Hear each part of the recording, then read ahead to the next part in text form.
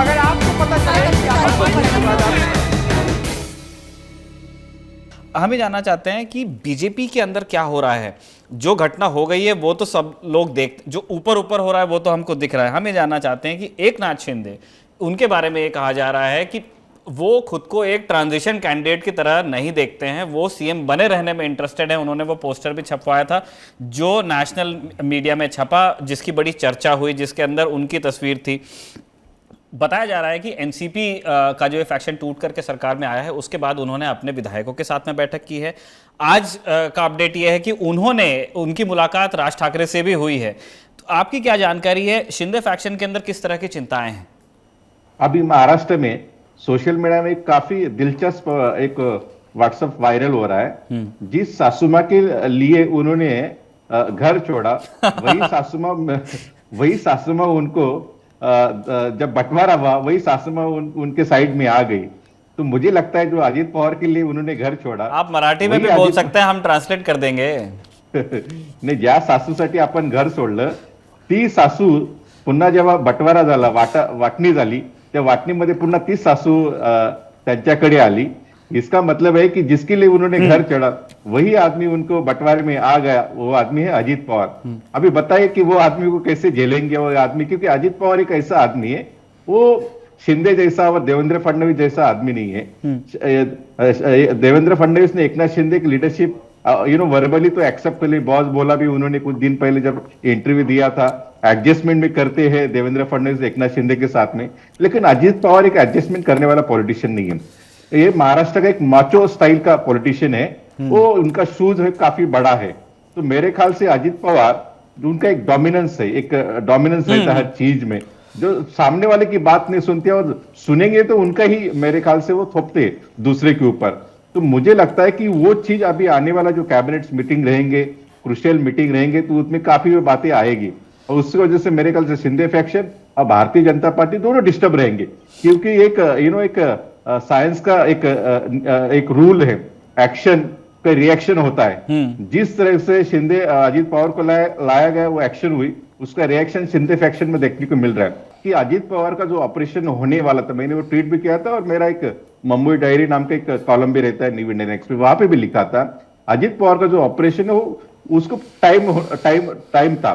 वो ऑपरेशन इतना जल्दी होने वाला नहीं था। लेकिन वो कुछ लोग जो नजदीकी लोग हैं उनके, वो बताते हैं कि ये वो एडवर्टाइजिंग की वजह से देवेंद्र फडणवीस काफी हार्ट हो गए।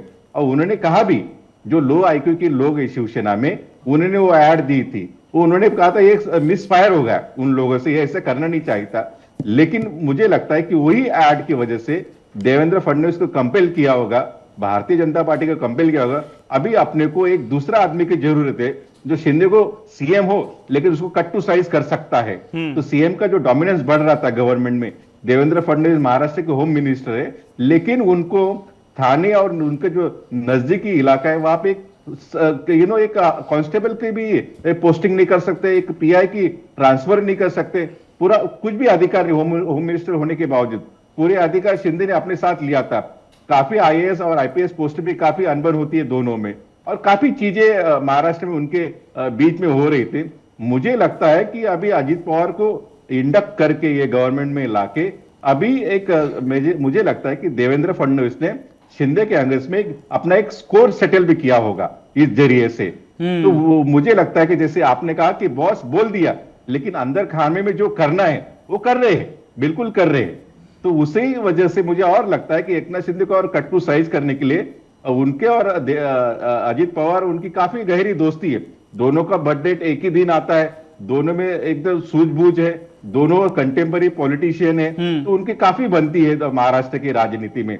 मुझे लगता है भी वो अजित पवार का इस्तेमाल एकनाथ शिंदे को कट टू साइज करने में, एक एग्जिट का डोर दिखाने में भी यूज कर सकते हैं। महाराष्ट्र की राजनीति में जिस तरह से वो करवाहट ले रहे, उसका कुछ भी इस्तेमाल हो सकता है। इसलिए अजित पवार ने जो उनका गुट गया है, उनको जो नंबर जुटाने थे, काफी अभी मेरे ख्याल से शॉर्टेज आ रहा है। क्योंकि अजित पवार का जो इलेवेशन है वो subject to terms and condition है। जब उनका इलेक्शन सीएम के तौर पे होगा, उसके बाद ही मुझे ऐसा लगता है शरद पवार के साथ जो विधायक है, फिर वो विधायक अजित पवार के पास जा सकते। अजित पवार का इलिवेशन नहीं होगा सीएम के तौर पे, तो वो विधायक मेरे ख्याल से जा नहीं सकते। आज ही हमारी दोपहर में विधान भवन में जयंत पाटिल जो एनसीपी के जो प्रेसिडेंट है महाराष्ट्र के, उनसे बात हो रही थी। पवार तो उन्होंने फैक्शन, अभी कहा दो उनकी- प्रेसिडेंट हो गए, ऐसे बता बता के बताना पड़ता है। तो- पवार फैक्शन के हाँ। अभी वो स्टेट प्रेसिडेंट है। तो दिन बंबई में जगह की काफी किल्लत रहती है, छोटा ही घर रहता है, तो उसके वही नो 1 RK कर दो, 1 BHK कर दो, छोटा रूम कर दो। तो उसी तरह से गवर्नमेंट का हो रहा है, ये फैक्शन इधर, वो फैक्शन इधर। ऐसे ही घर में कितने लोग सोएंगे पता नहीं। अभी ये राजनीति में ऐसी हालत महाराष्ट्र की राजनीति की हो गई, जैसे छोटे छोटे मकान में 10-10, 15-15 लोग सोते हैं, जगह की वजह से। वैसी हालत ये गवर्नमेंट की हो रही है।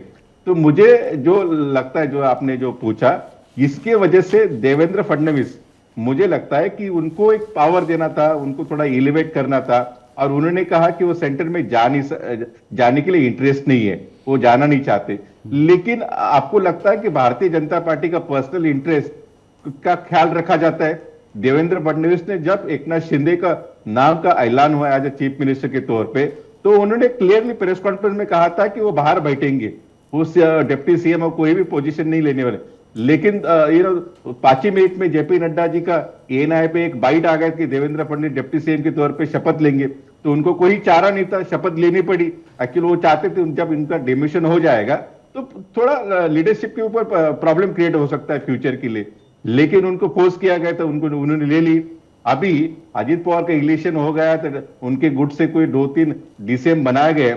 उस टाइम पे देवेंद्र फडणवीस जैसे सेंटर में काफी चर्चा चल रही कि कैबिनेट रिसपेल हो सकता है, एक्सपेंशन हो सकता है, उसमें देवेंद्र फडणवीस का इलेवेशन और इंडक्शन हो गया, तो सरपंच होने की कोई बात नहीं। मुझे लगता है भारतीय जनता पार्टी में इंडिविजुअल इंटरेस्ट से ज्यादा वो पार्टी इंटरेस्ट और वो सब जो अरिथमेटिक रहते हैं इलेक्शन की, इलेक्ट्रोल अरिथमेटिक इंटरेस्ट, वो मेंटेन करना उनके लिए सबसे इंपॉर्टेंट चीज है।